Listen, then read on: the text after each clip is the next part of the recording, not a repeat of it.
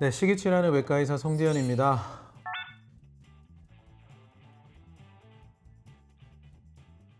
이때까지 면역에 대해서 많이 얘기를 했었죠.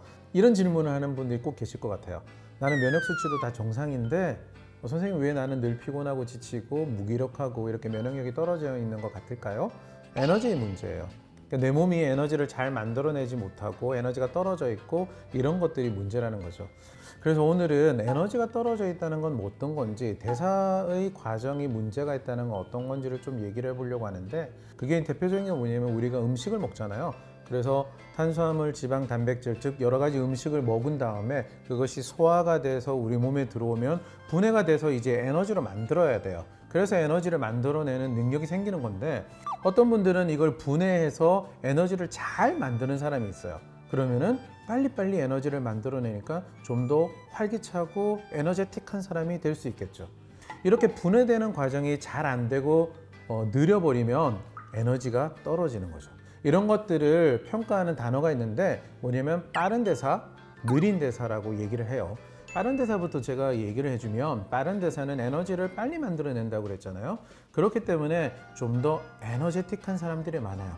성격으로 본다면 되게 자기 주도적이고 진취적이고 계획적으로 잘 하는 사람들이 보통 빠른 대사인 경우가 많죠. 근데 빠른 대사가 나쁜 쪽으로 가는 경우, 즉 스트레스를 많이 받으면서 빠른 대사인 경우는 어떤 게 되냐면 좀 신경질적이고 짜증을 잘 내고 화를 잘 내고, 그 다음에 이게 질병으로 간다면 고혈압이라든지 위산 분비가 많아서 위궤양이라든지 이런 질병들이 생길 수 있는 거죠. 자, 느린 대사인 경향은 어떤 거냐면요, 조금 결정을 느리고 좀 소심하고 우울하거나 좀 서국적인 사람들, 느린 대사일 수도 있어요.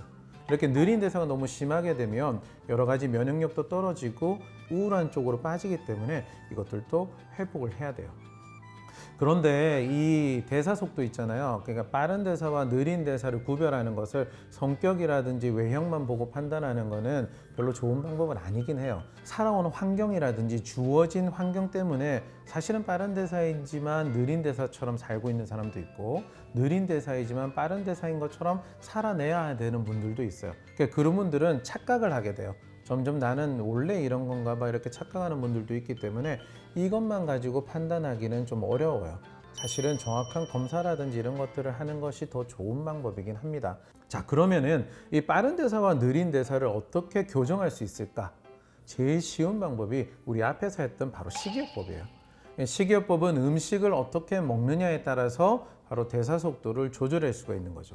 우리가 처음 배웠던 게 탄수화물을 어느 정도 먹지만 20% 이상으로 적게 먹어서 탄수화물 대사 대신 단백질과 지방 대사를 촉진해주는 저탄고지라는 식단이 있었죠.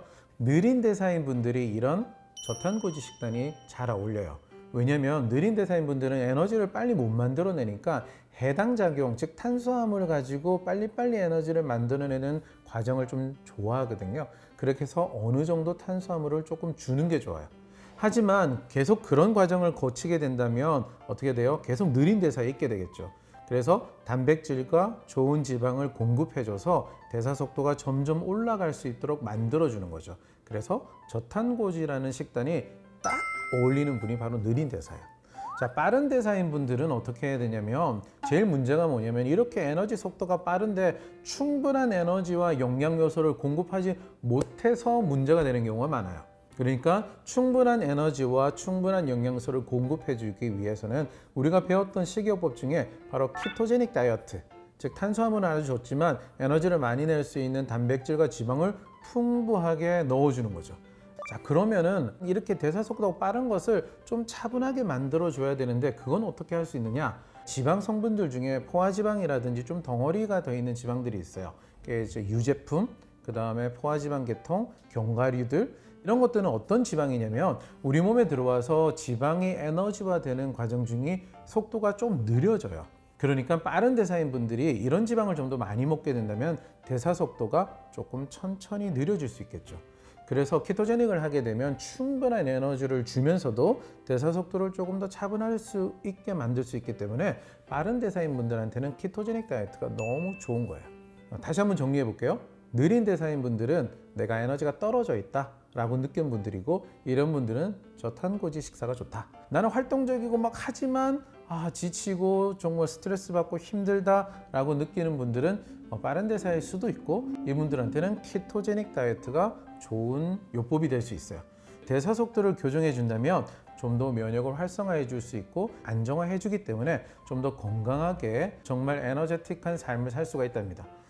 운동 정말 좋은 방법이긴 해요. 제가 다이어트든 건강요법이든 얘기를 하게 되면 대부분 운동을 먼저 얘기를 해요. 그런데 시기를 먼저 수정을 하시고 플러스 운동을 해 나가시는 것이 좋습니다. 운동과 식이요법을 같이 하면 거의 3배, 5배 효과를 나타내거든요. 그런데 이 식이요법을 절대 무시하시면 안 돼요. 대사 속도를 조정해 주기 위해서는 식이요법이 제일 중요합니다.